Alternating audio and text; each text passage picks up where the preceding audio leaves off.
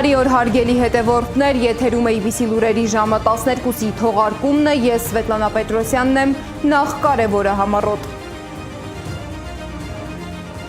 Արտահերթ նիստ ազգային ժողովում, իշխանությունը փոխում է արդյոք ընտրական խաղի կանոնները։ Նախընտրական պայքարը սկսվել է, ինչ մեթոդներով են կուսակցությունները փորձում ազդել ընտրողի վրա։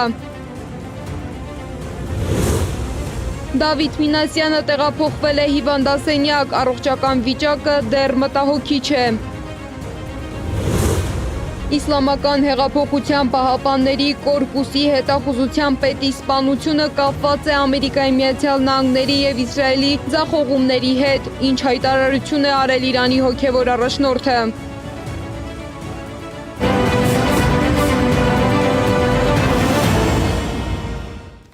Ազգային ժողովում այսօր արտահերթ նիստ է գումարվել։ Նիստը վարում է ազգային ժողովի նախագահ Ալեն Սիմոնյանը։ Քաղաքացիական պայմանագիր խմբակցությունը ներկայացնում է ընտրական օրենսգրքում փոփոխություններ անելու նախագիծ, որով առաջարկվում է արգելել դաշինքների և կուսակցությունների անվանումներում անձնանունների օգտագործումը։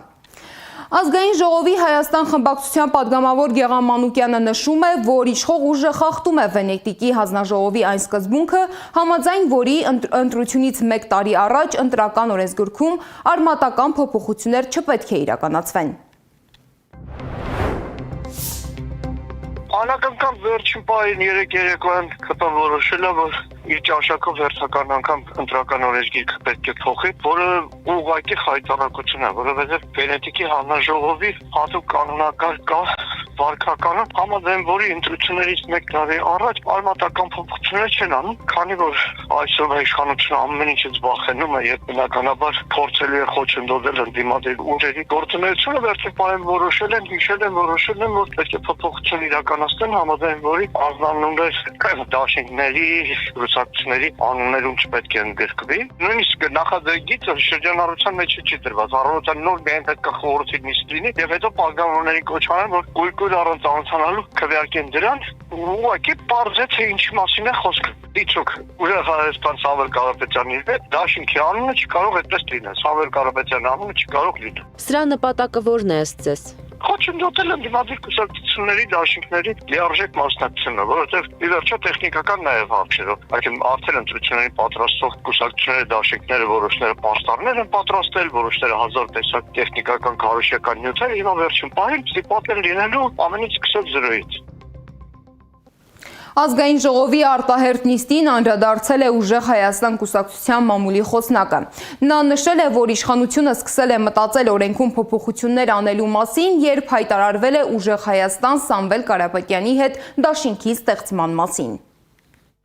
Հայաստանում կրկին մարդ է վախեցել ու այս անգամ ոչ թե Սամվել Կարապետյանի նկարից, այլ նրա անունից։ Այդ մարդը իր փոքրիկ խմբակին հրահանգել է հապճեպ հրավիրել ազգային ժողովի արտահերթ նիստ և ուշադրություն փորձել սահմանափակել նախընտրական դաշինքների անվանումները։ Ազգային ժողովի արտահերթ նիստը մեկ բանի մասին է վկայում։ Վախը դարձել է ՔՊ-ում որոշումների կայացման շարժիչ ուժը։ Բայց ձեզ պիտի հիասթափեցնեմ,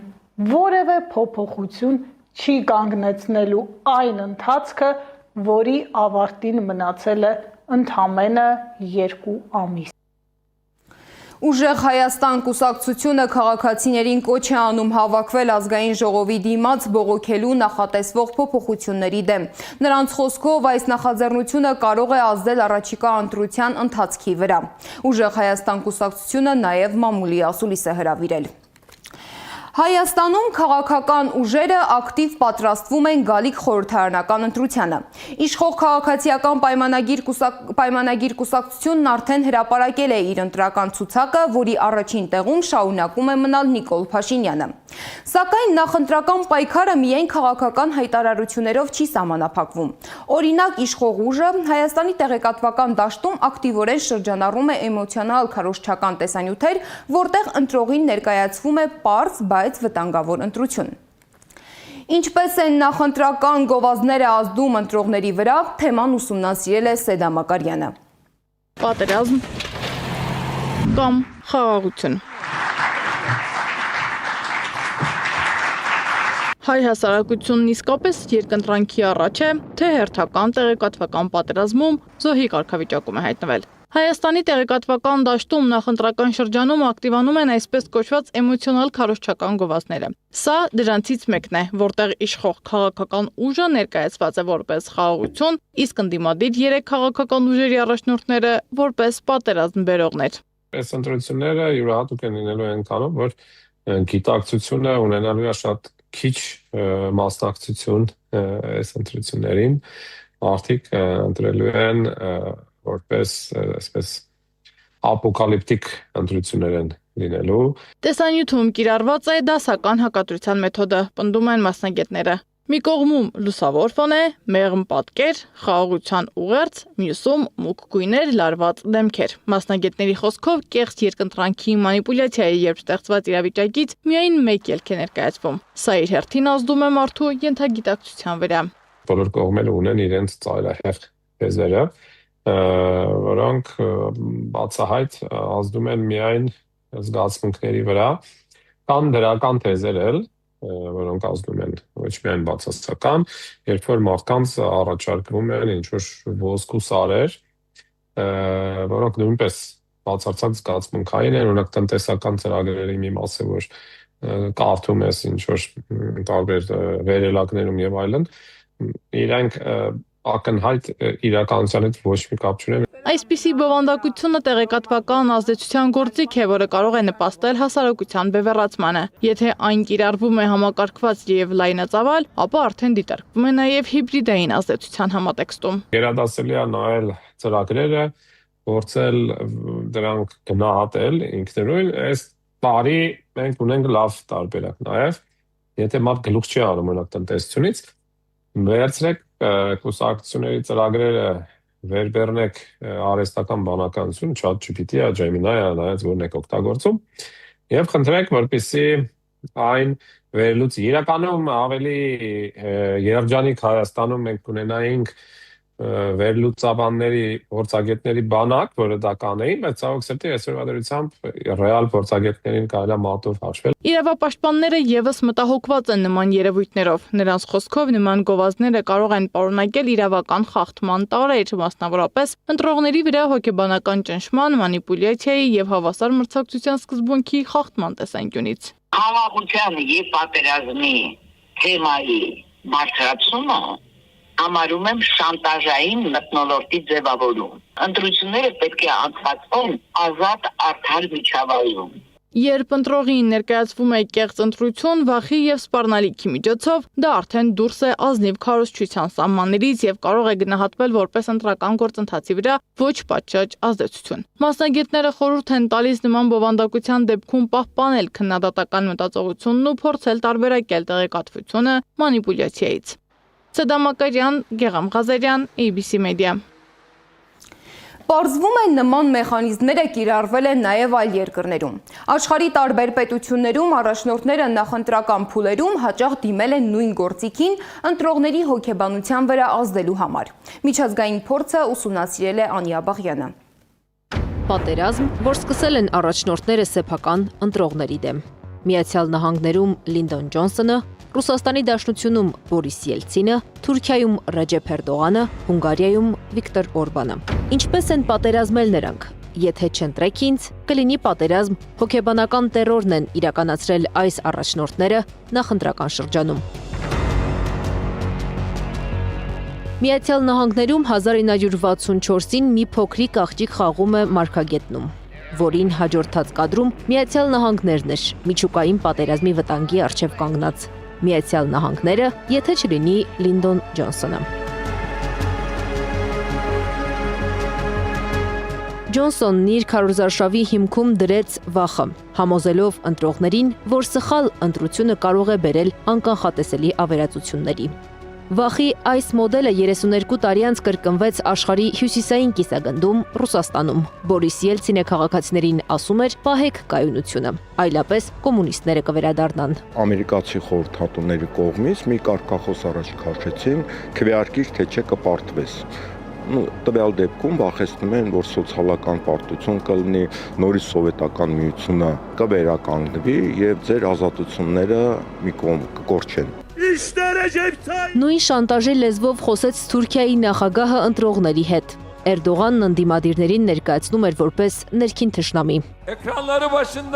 Թուրք ժողովուրդը չի թողնի երկիրը քաոսի մեջ։ Բայց ի տարբերություն Էրդողանի, Հունգարիայում արտաքին թշնամու միջոցով են վախեցնում ընտրողներին։ Մի քանի օրից խորհրդարանական ընտրություններ են։ Վիկտոր Օրբանի ընտրողներին այսպես ասած համոզելու տակտիկայի մասին Արման Մելիքյանն է գրել։ Նա նմանություն է տեսել նախընտրական փուլում գտնվող Հայաստանի հետ։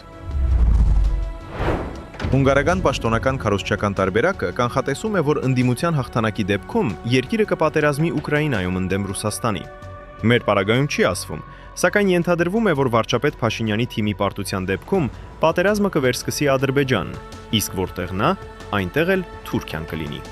Ինչևէ, ուսանելի կլինի տեսնել, թե նկարագրված քարոզչական մոդելը կապահովի արդյոք իշխանությունների հաղթանակն ապրիլին Հունգարիայում եւ կամ արդյոք այնտեղ ընդդիմության հաղթանակի դեպքում երկիրը կմասնակցի պատերազմական գործողությունների։ Քաղտեխնոլոգ Հակոբ Բադալյանի խոսքով ընտրողներին պատերազմով վախեցնելու քարոզչական հնարքը շատ հին է, գործիքներն են նոր։ Ցանկացած պարագայում դա մեծ հաշվով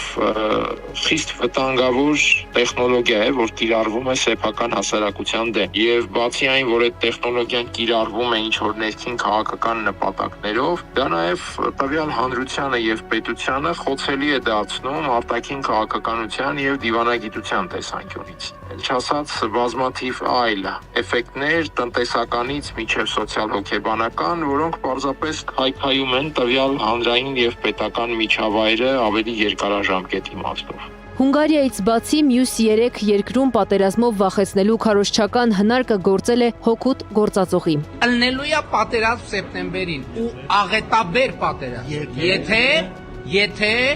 քաղաքացիական պայմանագիր կուսակցությունը սահմանադրական մեծամասնություն չեմ ասում ընտրություններում հաղթի։ Ոնց ուզում եք ինձ ասում եք 18 տվին գայր ասեի, հիմա ասում եմ։ Ինչ արդյունք կտա այն Հայաստանում։ Քաղաքագետ Ստեփան Դանիելյանը կարծում է, գործել է 2021-ին, բայց 2026-ին հանրությունն այլևս չի հավատում։ Աղուցան կարգախոսով եկավ իշխանության եւ նույնպես վախեցնում էր մարդկանց, արդյունքում ինչ եղավ։ Արդյունքում մենք Արցախում պատերազմ տեսանք ըստ էության եւ Արցախը էթնիկ զտման ենթարկվեց։ Հիմա երրորդ անգամ նույն անձը արդյոք կկարողանա նորից խաբել հանրությանը։ Ես կարծում եմ, որ նույն անձի համար 3 անգամ խաբել արդեն չափազանց շատ է եւ եթե հանրության մեջ մի տենց մեծ զանգված կա, որը կարող է հերթական անգամ խափնվել, դա ուրեմն մեր ժողովուրդը ապագայի հետ կապված շատ լուրջ խնդիրներ ունի։ Նացիստական Գերմանիայի քարոզչության գլխավոր պատասխանատուն վախի եւ քարոզչության մեխանիկան փորձարկած Գեբելսը հայտարարել էր. եթե հանրությանը չեք մոբիլիզացնում նպատակի շուրջ, վախեցրեք նրանց։ Կվախենա հայ հասարակությունը այն դեպքում, երբ խաղաղություն խոստանում է երկիրը 4 անգամ պատերազմի մեջ ներքաշած վարչապետը։ Անիա Բաղյան, Էդիկ Մալաքյան, Աշոտ Բարբարյան, ABC Media։ Իսկ Հայաստանի Հանրապետական կուսակցությունը քաղաքացիներին կոչ է անում ակտիվ մասնակցել ընտրությանը։ ՀՀԿ փոխնախագահ Արմեն Աշոտյանը ընդդիմադիր ուժերին ներկայացրել է 4 կոնցեպտուալ առաջարկ։ Մենք որպես փորձառու եւ պատասխանատու կուսակցություն առաջարկում ենք մյուս ընդդիմադիր ուժերին, որոնք ըստ ամենայնի զբաղված կլինեն բացառապես իրենց քարոզարշավներով, մեզ վերապահել այդ միջոցառումների օրերին համատեղ, կրկնում եմ, համատեղ ձեռնարկումներ մշակելու եւ իրականացնելու գործը։ Հանրապետական կուսակցության գործունեությունը այս համագումարից սկսած մինչև հունիսի 7-ն ուղղված է լինելու համապետական այդ ընտրություններին մեր հայրենակիցների մասնակցության խթանմանը, գնա որ գնան կարգախոսի ներքո տարաբնույթ ակցիաներով, քարոզչությամբ, տեղեկատվական արշավներով, բնակիչների հետ հանդիպումներով։ Մենք առաջարկում ենք, որ հիմնական ընդդիմադիր ուժերի նմանօրինակ հայտարարություններից բացի, այդ ուժերի նախընտրական ցուցակի առաջին 3 տասնյակում գտնվողները կապիտուլյանտ ռեժիմի հետ չհամագործակցելու, ընդդիմադիր դաշտը չլքելու բարոյական պարտավորություն վերցնեն, ստորագրելով համապատասխան հուշագիր եւ փաստացի համադրելով քաղաքական եւ անձնական դիրքորոշումները։ Հայտնի է, որ մեր կուսակցության աշխատանքների մեջ կարևոր է եղել ոչ միայն այս ռեժիմի դեմ պայքարը, այլև իշխանափոխությունից հետո մեր երկիրը ստեղծված իրավիճակից հանելու ծրագիրը։ Իսկ արդարադատության նախկին նախարար Արփին Հովհաննիսյանը մեկնաբանելով ընտրությանը իր մասնակցելու վերաբերյալ խոսակցությունները հայտարարել է, որ չի մասնակցելու հունիսի 7-ին կայանալիք ընտրությանը, ոչ որևէ կուսակցության, ոչ էլ դաշինքի կազմում։ Այս փուլում բոլորը ներկայացնում են իրենց տեսլականները, ելնելով իրենց ընկալած խնդիրներից։ Ես իմ տեսլականը իմ իսկ թիմով եւ ռեսուրսներով իրագործելու հնարավորություն չունեմ, իսկ խնդիրները լուծելու իմ պատկերացումներին համապատասխանող այլընտրանքային բանաձև այս պահին չեմ տեսնում։ Սա չի նշանակում, թե ես եմ ճիշտ, իսկ մյուսները սխալ։ Սա պարզապես վկայում է այն մասին, որ հարցերի եւ դրանց լուծումների շուրջ կան տարբեր ընկալումներ եւ մոտեցումներ։ Ես մեծ հարգանքով եմ վերաբերվում իմ ընդդիմադիր գործընկերներին եւ նրանց առաջարկներին, թող որ հաջող են։ Իսկ Հայաստանի առաջին նախագահ Լևոն Տեր-Պետրոսյանի գլխավորած Հայ ազգային կոնգրես կուսակցությունը, որը շաբաթներ առաջ հայտարարել էր, որ պատրաստ է միանալ Ուժեղ Հայաստան կուսակցությանը, որոշել է առանձին մասնակցել ազգային ժողովի ընտրությանը։ Հայ ազգային կոնգրեսը բոլոր անհրաժեշտ ջանքերը գործադրեց Սամվել Կարապետյանի ղեկավարած Ուժեղ Հայաստանի հետ գալիք ընտրություններում ազգակործան ռեժիմի դեմ մեծ դաշինք ստեղծելու նպատակով։ Դրսևորել ենք առավելագույն ճկունություն, դաշինքի ստեղծման համար որևէ նախապայման չդնելով։ Մեզանից անկախ պատճառներով այդ դաշինքը չկայացավ, հետևաբար Հայ ազգային կոնգրեսը կմասնակցի ընտրություններին առանձին։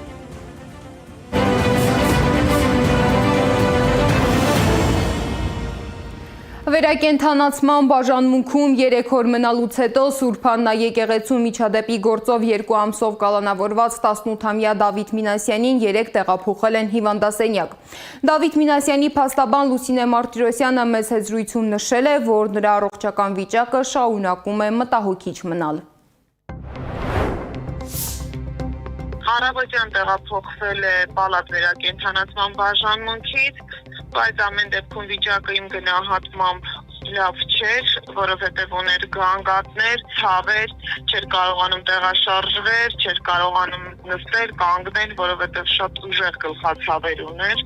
թեպետ որ ցավազրկողները նաև ստացել էր, բայց այդ խնդիրը կար։ Լրացուցիչ նաև ուղղորդող այլ խնդիրներ կան, որոնք որ ուղղակի հիմա բժշկական գաղտնիքից ելնելով չեմ բարձրաձայնում։ Չունի խնամակալ, որի անհրաժեշտությունը առավել քան կա, որովհետև ստացվում է, որ ես մյուս պաշտպանը մենք ենք կերակրելու եւ այլն, տարբեր հարցեր ա լինում, որովհետև անշարժ վիճակում է հիմա ինքը։ Այսինքն իր մայրը չի կարողանում, հա, իդ մոտ լինել։ Թույլ է, շատ թույլ է, հիմա այսօր Էրբակյանն է գնացել փոքրելա մի փոքր գոնե կերակրի,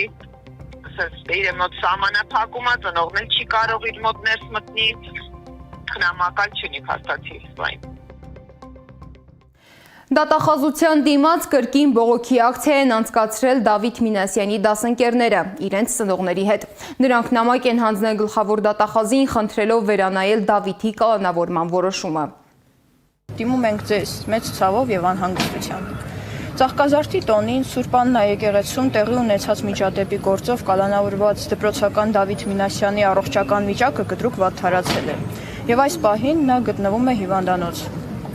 Նրա կյանքը եւ առողջությունը իրական վտանգի մեջ են եւ բժիշկների մշտական հսկողության կարիք ունեն։ Այս իրավիճակում նրա նկատմամբ կիրառված կալանքը մարդկային տեսանկյունից դառնում է ծայրահեղ ծանր եւ անհանդիմաչափ միջոց։ Խնդրում ենք վերանայել նրա նկատմամբ կիրառված կալանքի միջոցը եւ նպաստել նրա ազատ արձակմանը, հաշվի առնելով նրա ծանր առողջական վիճակը եւ ապահովելով արդարության եւ իրավականության սկզբունքների պահպանումը։ Այնտեղ պատասխանեցին, որ 30 օրվա ընթացքում դիմումը կնայեն եւ կպատասխանեն, ակնկալիք ունենք մեր ընկերոջ առողջական վիճակից ելնելով ավելի շուտապույտ այդ դիմումին նայեն, պատասխանեն, քանի որ մեզ հայտնի է, որ մեր ընկերը գտնվում է Նայիրի բժշկական կենտրոնի ռեանիմացիայում եւ մեր համար շատ կարեւոր է նրա առողջական վիճակը եւ հույս ունենք, որ ինչքան հնարավոր շուտ պատասխան կստանանք։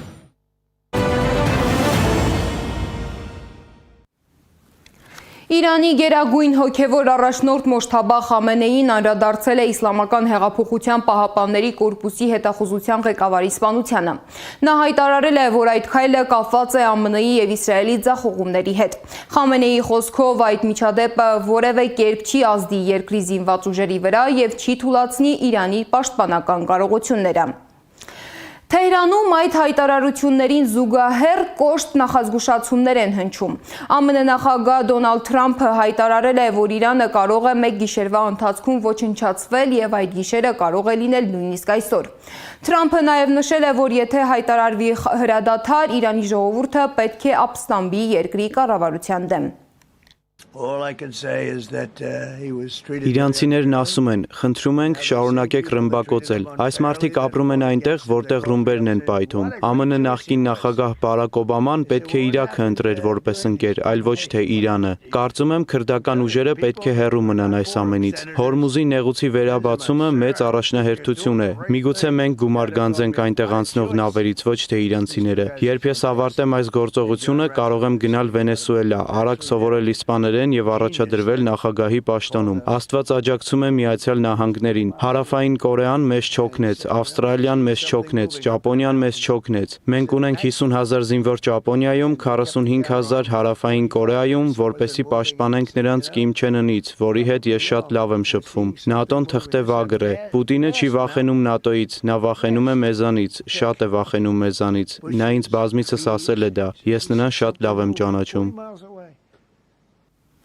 Իսկ օրեր առաջ Իրանի տարածքի վրա իրականացվող հարվածների ժամանակ ԱՄՆ ռազմաօդային ուժերի F-15 կործանիչը հայտնվել է իրանական ուժերի կրակի տակ։ Ինքնաթիռը կործանվել է, իսկ ազնագազմի երկու անդամները օդաչուն եւ օպերատորը հասցրել են նետվել։ Մինչ Իրանի զինվորականները փորձում էին առաջ անցնել ամերիկացիներից եւ գերի վերցնել օդաչուին, Վաշինգտոնը գործի է դրել իր ամբողջ ռազմական ու հետախուզական ռեսուրսը։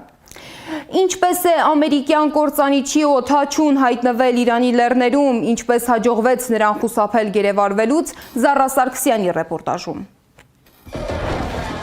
Ինչպես Միացյալ Նահանգների ռազմաօդային ուժերի սպան հայտնվեց թշնամու Իրանի տարածքում։ F-15 E-Strike Eagle կործանիչն անցած ուրբաթ ապրիլի 3-ին մասնակցում էր Իրանի տարածքի ռմբակոծություններին, երբ հայտնվեց իրանական ուժերի կրակի տակ։ Անձնակազմի երկու անդամները, օդաչուն եւ օպերատորը, բարեհաջող ինքնանետվեցին, մինչ ինքնաթիռի կործանումը։ Ըստ New York Times-ի օդաչուներին հաջողվեց պարաշուտով իջնել Իրանի հարավ-արևմուտքում գտնվող հեռավոր լեռնային շրջան, որտեղ կա Իսլամական Հանրապետության նկատմամբ ուժեղ դիմադրություն, եւ հետեւաբար կարող էին հույսը դնել տեղի բնակիչների օգնության վրա։ Չնայած ամերիկյան լրատվամիջոցները չեն բացահայտում, թե արդյոք նրանք ստացել են նման օգնություն։ Վայրեջքից հետո երկու օդաչուները կապ են հաստատել միմյանց հետ կապի փակ անվտանգ համակարգի միջոցով եւ ակտիվացրել իրենց վթարային ազդանշանները, իրենց աշխարհագրական կոորդինատները փոխանցելու համար։ Այս միջադեպը ցավալի հարված էր Միացյալ Նահանգների ռազմաօդային ուժերի հեղինակությանը։ Աշխարհի տարբեր անկյուններում ավելի քան 20 տարվա մարտական գործողությունների ընթացքում առաջին անգամ թշնամին խոցեց ամերիկյան F-15, թեև իրանական կողմը հայտնում էր, որ խոցել է F-35,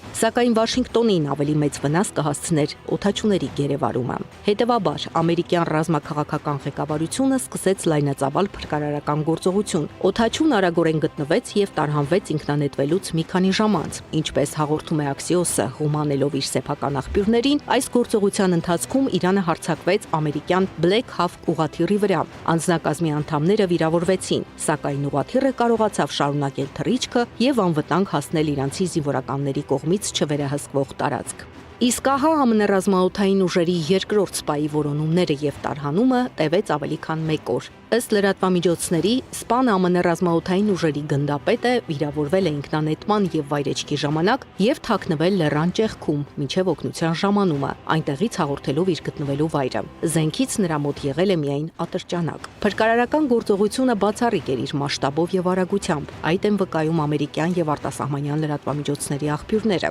Գործողությանը մասնակցել են հարյուրավոր զինվորականներ, տասնյակ մարտական ինքնաթիռներ եւ օղաթիռներ, ինչպես նաեւ կիբերանվտանգության, տիեզերական եւ այլ հետախուզական միջոցներ։ Իրանում F-15-ի օդաչուի որոնման համար Թրամփը նույնիսկ ասացրել է Պենտագոնի այլ գործունեությունն Իրանում։ Հենց նույն օրը Իրանը խոցեց նաև որոնողական գործողությանը մասնակցող A-10 Warthog գրոհային ինքնաթիռը, սակայն հաջողվեց խուսափել մեկ այլ զինվորականի գերի ընկնելու վտանգից։ Warthog-ի օդաչուն ինքնանետվեց Պարսից ծոցի օդային տարածքում եւ հաջողությամբ փրկվեց, հաղորդում է CBS News-ը։ Քանի որ Իրանի զինվորականները փորձում էին առաջ անցնել ամերիկացիներից եւ գերի վերցնել օդաչուին, Միացյալ Նահանգների ռազմաօդային ուժերի գրոհային ինքնաթիռները ստիպված էին մի քանի ռումբ նետել որոնման գոտում եւ ուղիղ կրակ բացել Իսլամական հեղափոխության պահապանների կորպուսի կողմից նշանակված ուժերի վրա։ Ի վերջո, ԱՄՆ հատուկ նշանակության ուժերի խմբին հաջողվեց առաջինը հասնել գործընկերոջը, սակայն վերջին փուլերում անսպասելի խնդիրների հայտ եկան։ Երկու տրանսպորտային ինքնաթիռներ, որոնք պետք է փրկարարներին եւ փրկված օդաչուին անվտանգ վայր հասցնեին, վնասվել են Իրանի հեռավոր բազայում։ Այդ ժամանակ գործողության հրամանատարները որոշել են արագորեն ուղարկել 3 նոր ինքնաթիռ տանհանման համար, իսկ 2 վնասված ինքնաթիռները պայթեցվել են, որպեսզի դրանք չընկնեն իրանցիների ձեռքը։